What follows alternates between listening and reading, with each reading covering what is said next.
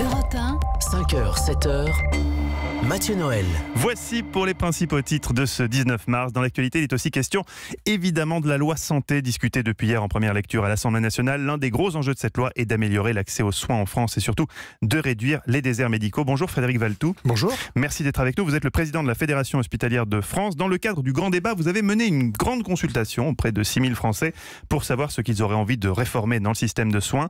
La santé est en tout cas ressortie comme une préoccupation majeure de nos concitoyens durant le grand débat. Alors déjà, est-ce que cette loi santé à l'étude actuellement à l'Assemblée avec ses 23 articles est à la hauteur des attentes des Français que vous avez recueillies? La loi, c'est une chose, mais c'est qu'une partie de la grande réforme qu'a annoncé le gouvernement, puisqu'il y a des ordonnances, il y a une partie réglementaire, il y a une négociation avec les syndicats de médecins en ce moment pour faire bouger les lignes dans le monde libéral. Donc, je veux dire, c'est qu'un morceau du puzzle.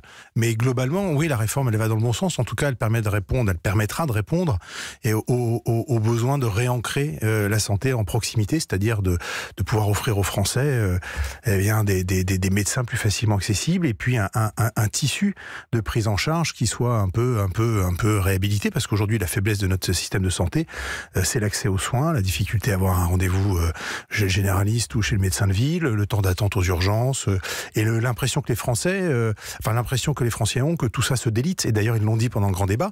C'est marrant d'ailleurs parce que le grand débat, normalement la santé c'était pas un sujet mis en avant par le gouvernement. Mais ça ressortit spontanément.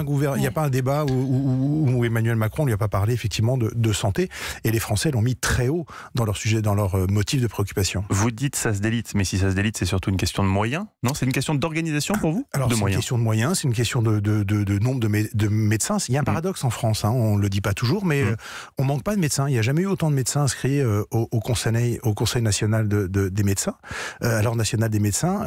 Pour autant, il n'y a jamais eu aussi peu de médecins qui soignent, parce qu'il y a beaucoup de médecins, l'exercice est difficile. Travailler en cabinet seul, ça n'attire plus les jeunes générations. L'exercice à l'hôpital est difficile aussi. Et donc, il y a beaucoup de médecins qui se sont détournés finalement du soin. Et il faut arriver à faire revenir à leur exercice professionnel tout un tas de médecins. Puis il faut surtout en former plus, parce que aujourd'hui, alors on lève le numerus clausus. Ça, c'est une bonne chose. Ça, c'est une bonne chose selon vous. Ça va dans le bon sens. Tout à fait. Très bien. Si on se penche sur l'étude que vous avez menée auprès de 6000 Français, premier enseignement, pour 84% des sondés, l'accès à de bons établissements de santé est essentiel, presque autant que l'accès à l'éducation. Est-ce que le plan santé va permettre un meilleur accès aux soins? On parle notamment des hôpitaux de proximité. Ça va être quoi un hôpital de proximité? Un hôpital de proximité, d'abord, il faudra pas que ce soit un hôpital de second rang, donc il faudra vraiment qu'il soit doté de vrais moyens, des vrais moyens techniques. S'il y a un vrai plateau technique, par exemple de radiologie, la possibilité de faire des examens de premier rang, si on met des médecins qui travaillent en équipe. Une des difficultés aujourd'hui, c'est d'arriver à faire travailler ensemble ce qu'on appelle la médecine de ville, c'est-à-dire la médecine libérale, avec la médecine hospitalière, et qu'on ait des endroits, et l'hôpital de proximité peut être cet endroit, où on ait des statuts plus souples qui permettent, dans des villes de taille intermédiaire, petite ville, que le médecin de ville, de temps en temps, sorte de son cabinet pour aller faire une journée ou deux avec des équipes hospitalières donc arriver à avoir des formes de pratiques professionnelles qui soient plus intéressantes pour notamment les jeunes générations. Tout ça participe d'ailleurs à la lutte contre les déserts médicaux, une partie des Français d'ailleurs sont favorables dans cette mesure-là aussi à ce qu'il y ait une obligation pour les médecins de s'installer dans les zones où il manque de médecins. Est-ce que ça vous étonne? Est-ce que c'est envisageable selon vous?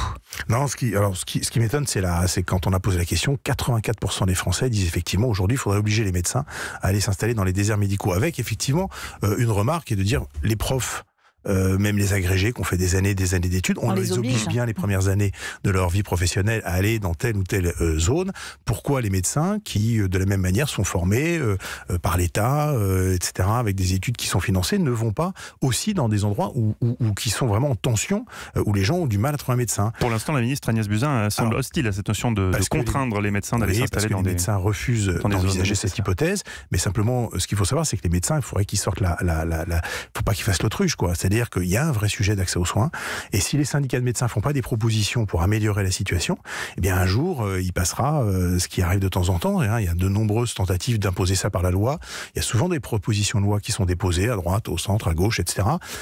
pour obliger les médecins à s'installer. Pour l'instant, les gouvernements ont toujours reculé parce qu'ils savent que là, ça va être une bronca parmi les médecins. Mais il faut que les médecins maintenant proposent aux Français des vraies solutions parce que le sujet de l'accès aux soins, il va être encore plus compliqué dans les années qui viennent parce qu'il y a de moins en moins de médecins et on sait qu'il faut 10 ans pour former un médecin. Donc les gens, on ouvre là les vannes, tant mieux, mais c'est dans 10-15 ans qu'on verra les résultats. On l'aura compris, vous êtes pour cette mesure. Un dernier mot sur les pharmaciens autorisés à délivrer des médicaments sur ordonnance. Ça, il y a certains médecins qui commencent à s'indigner. Est-ce que vous êtes pour ou oui, contre? mais il ne faut pas s'indigner de tout. Il faut s'adapter. Vous êtes pour l'adaptation. Que les infirmières fassent certains actes, que les pharmaciens puissent délivrer certains médicaments, etc. On a la chance d'avoir des professionnels de santé qui ne sont pas que des médecins, et pour des actes, j'allais dire simples, pour un suivi au quotidien des Français, permettre aux pharmaciens, aux infirmières et peut-être à d'autres de faire certains actes, ça va dans le bon sens. Merci beaucoup d'avoir été avec nous, Frédéric Valtou. Vous êtes président, on le rappelle, de la Fédération hospitalière de France.